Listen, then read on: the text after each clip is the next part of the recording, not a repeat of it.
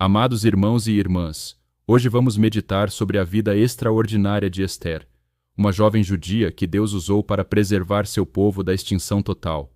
A história de Ester nos ensina sobre a providência divina, a coragem diante do perigo e como Deus pode usar pessoas comuns para cumprir seus propósitos eternos. A narrativa se desenrola durante o reinado de Assuero, rei da Pérsia, que governava desde a Índia até a Etiópia, sobre 127 províncias. Era um império vasto e poderoso, e os judeus viviam dispersos por todo esse território, ainda no período do exílio babilônico. Em Susã, a capital do império, vivia um judeu chamado Mardoqueu, da tribo de Benjamim, cujos antepassados haviam sido deportados de Jerusalém com o rei Jeconias. Mardoqueu havia criado Ester, filha de seu tio, pois ela era órfã de pai e mãe. A jovem era formosa de aparência e de bom parecer. E quando seus pais morreram, Mardoqueu a tomou como sua própria filha. O nome hebraico de Ester era Hadassa, que significa murta, uma planta conhecida por sua fragrância e beleza. Mas ela também era conhecida pelo nome persa Ester, que significa estrela. Como veremos, ela verdadeiramente seria uma estrela de esperança para seu povo em uma das horas mais sombrias de sua história. A oportunidade para Ester entrar no palácio surgiu quando a rainha Vasti foi deposta por desobedecer ao rei Assuero. O rei, aconselhado por seus príncipes, decidiu buscar uma nova rainha entre as jovens virgens mais formosas de todo o império. Ester foi uma das escolhidas para ser levada ao palácio. Sob orientação de Mardoqueu, Ester não revelou sua nacionalidade nem sua parentela. Esta decisão seria crucial para os eventos que se seguiriam. Durante os 12 meses de preparação que cada jovem recebia antes de ser apresentada ao rei, Ester ganhou o favor de Hegai, encarregado das mulheres. Quando chegou a vez de Ester ser apresentada ao rei, ela não pediu coisa alguma além daquilo que Hegai aconselhou. Sua modéstia e sabedoria contrastavam com a provável ostentação das outras candidatas. E o resultado foi extraordinário. O rei amou Ester mais do que todas as outras mulheres, e ela alcançou graça e favor diante dele.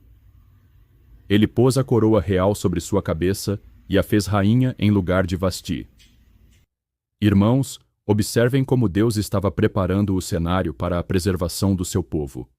Cada detalhe da ascensão de Ester ao trono era parte de um plano divino maior, embora isso não fosse evidente no momento. Enquanto isso, Mardoqueu permanecia assentado à porta do rei, uma posição que indicava algum tipo de função oficial. Foi lá que ele descobriu uma conspiração contra a vida do rei Assuero. 2 dos eunucos que guardavam a porta do palácio, Bigtan e Teres, conspiraram para matar o rei. Mardoqueu comunicou o plano a Ester, que informou ao rei em nome de Mardoqueu. A conspiração foi investigada e confirmada, e os 2 conspiradores foram enforcados. O feito de Mardoqueu foi registrado no livro das crônicas na presença do rei, mas aparentemente foi esquecido. Contudo, Deus não esquece dos atos de fidelidade dos seus servos. Depois destes acontecimentos, o rei Assuero engrandeceu Ramã, filho de Ramedata, Agagita, e o exaltou, pondo o seu assento acima de todos os príncipes que estavam com ele. Todos os servos do rei que estavam à porta do rei se inclinavam e se prostravam diante de Ramã, conforme o rei havia ordenado. Mas Mardoqueu não se inclinava, nem se prostrava. Esta recusa de Mardoqueu não era meramente uma questão de orgulho pessoal. Amã era descendente de Agag, rei dos Amalequitas, inimigos históricos de Israel. Além disso, a prostração exigida provavelmente envolvia elementos de adoração que violavam os princípios de fé de Mardoqueu. Como judeu fiel, ele não podia se prostrar diante de homem algum de maneira que comprometesse sua adoração exclusiva ao Deus de Israel. Quando Amã percebeu que Mardoqueu não se inclinava nem se prostrava diante dele, encheu-se de furor. Mas pareceu-lhe pouco tirar somente a vida de Mardoqueu. Tendo-lhe declarado qual era o povo de Mardoqueu, Amã procurou destruir todos os judeus que havia em todo o reino de Assuero. Amã apresentou ao rei uma proposta genocida. Existe espalhado e disperso entre os povos, em todas as províncias do teu reino, um povo cujas leis são diferentes das leis de todos os povos, e eles não cumprem as leis do rei, pelo que não convém ao rei tolerá-los. Se bem parecer ao rei, decrete-se que sejam destruídos. O rei, sem investigar adequadamente a acusação, deu seu anel de selar a Hamã e disse: Esse povo te é entregue para fazeres dele o que bem te parecer. Foi expedido um decreto em todas as províncias do reino para que todos os judeus fossem mortos, saqueados e destruídos em um único dia, o 13º dia do 12º mês. A situação era desesperadora. Um decreto real não podia ser revogado e a data para o extermínio estava marcada. Quando Mardoqueu soube de tudo, rasgou suas vestes, vestiu-se de saco e cinza e foi ao meio da cidade, clamando com grande e amargo clamor. Ester, no palácio, foi informada por seus servos sobre o estado de Mardoqueu. Ela enviou roupas para que ele se vestisse e tirasse o saco, mas ele não aceitou. Então ela enviou Ataque, um dos eunucos do rei, para saber o que estava acontecendo. Mardoqueu contou tudo a Ataque e lhe deu uma cópia do decreto para mostrar a Ester, ordenando que ela fosse ter com o rei para lhe suplicar e interceder diante dele pelo seu povo. Mas Ester respondeu algo que revelava a gravidade da situação. Qualquer homem ou mulher que entrar no pátio interior do rei sem ser chamado, há uma só lei para ele: que seja morto, salvo se o rei lhe estender o cetro de ouro, para que viva. E eu há 30 dias que não sou chamada para ir ter com o rei. Mardoqueu, então, enviou uma resposta que se tornou uma das declarações mais poderosas de toda a Escritura. Não cuides que, por estares na casa do rei, escaparás mais do que todos os outros judeus. Porque se de todo te calares agora, de outra parte se levantará para os judeus socorro e livramento. Mas tu e a casa de teu pai perecereis. E quem sabe se para tal tempo como este chegaste a este reino? Estas palavras revelam uma compreensão profunda da soberania divina. Mardoqueu sabia que Deus cumpriria suas promessas de preservar o povo judeu, com ou sem Ester. Mas ele também reconhecia que talvez esta fosse exatamente a razão pela qual Deus havia permitido que ela se tornasse rainha. Ester então tomou uma decisão que mudaria o curso da história.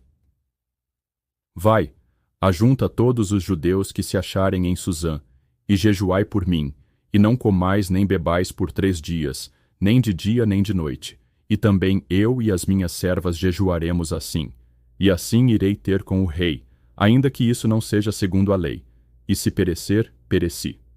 Que transformação extraordinária! A jovem que havia sido passiva e obediente agora tomava a liderança, mostrando coragem e determinação. Ela entendeu que havia chegado o momento de arriscar tudo pela salvação do seu povo. No 3º dia, Ester se vestiu de suas vestes reais e se pôs no pátio interior da casa do rei. Quando o rei a viu, ela alcançou graça diante dele, e ele lhe estendeu o cetro de ouro. Ester se aproximou e tocou a ponta do cetro. O rei perguntou: Que é, rainha Ester? Qual é a tua petição? Até metade do reino se te dará. Mas Ester, com sabedoria estratégica, não fez seu pedido imediatamente. Em vez disso, convidou o rei e Amã para um banquete que ela havia preparado. Durante o banquete, o rei repetiu sua pergunta, mas Ester novamente adiou seu pedido, convidando-os para outro banquete no dia seguinte. Esta estratégia não apenas aumentou a curiosidade do rei, mas também deu tempo para que a providência divina operasse. Naquela noite, o rei não conseguiu dormir e mandou que trouxessem o livro das crônicas. Quando foi lido o relato de como Mardoqueu havia descoberto a conspiração contra o rei, Assuero perguntou: que honra havia sido dada a Mardoqueu por isso? A resposta foi: nada se lhe fez. Amã estava no pátio, vindo para pedir ao rei que enforcasse Mardoqueu numa forca que havia preparado. Mas o rei lhe perguntou: que se fará ao homem de cuja honra o rei se agrada? Amã, pensando que se tratava dele mesmo, sugeriu as maiores honras possíveis. Para seu horror, o rei ordenou que ele fizesse tudo isso a Mardoqueu, o judeu. No segundo banquete, quando o rei novamente perguntou sobre o pedido de Ester, ela finalmente revelou sua identidade e sua petição. Se achei graça aos teus olhos, ó rei, e se bem parecer ao rei, dê-se-me a minha vida como minha petição, e o meu povo como meu requerimento, porque estamos vendidos, eu e o meu povo, para nos destruírem, matarem e aniquilarem. O rei, indignado, perguntou quem havia ousado fazer tal coisa. Ester apontou para Hamã. O adversário e inimigo é este mau Hamã. Hamã foi enforcado na própria forca que havia preparado para Mardoqueu. Embora o primeiro decreto não pudesse ser revogado, o rei permitiu que Ester e Mardoqueu escrevessem outro decreto em nome do rei, dando aos judeus o direito de se defenderem. No dia marcado para sua destruição, os judeus prevaleceram sobre seus inimigos. A festa de Purim foi instituída para comemorar esta grande libertação, e até hoje é celebrada pelo povo judeu como um lembrete da fidelidade de Deus em preservar seu povo. A história de Ester nos ensina várias lições preciosas. Primeiro, que Deus opera através de circunstâncias aparentemente naturais para cumprir seus propósitos. Segundo, que às vezes somos colocados em posições de influência para um tempo como este. Terceiro, que a coragem verdadeira não é a ausência de medo, mas a disposição de fazer o que é certo apesar do medo. Ester também nos mostra a importância da oração e do jejum em momentos de crise, e como Deus pode usar pessoas comuns para realizar feitos extraordinários. Ela não era profetisa, nem tinha qualificações especiais, mas estava disposta a ser usada por Deus quando chegou o momento crítico. Que possamos aprender com Ester a reconhecer os momentos em que Deus nos chama para agir, e que tenhamos a coragem de responder: se perecer, pereci. Confiando que Deus é soberano e fiel às suas promessas, que o Senhor nos conceda sabedoria para discernir seus propósitos em nossas vidas e coragem para cumpri-los, sabendo que Ele pode usar qualquer um de nós para sua glória e para o bem do seu povo. Amém.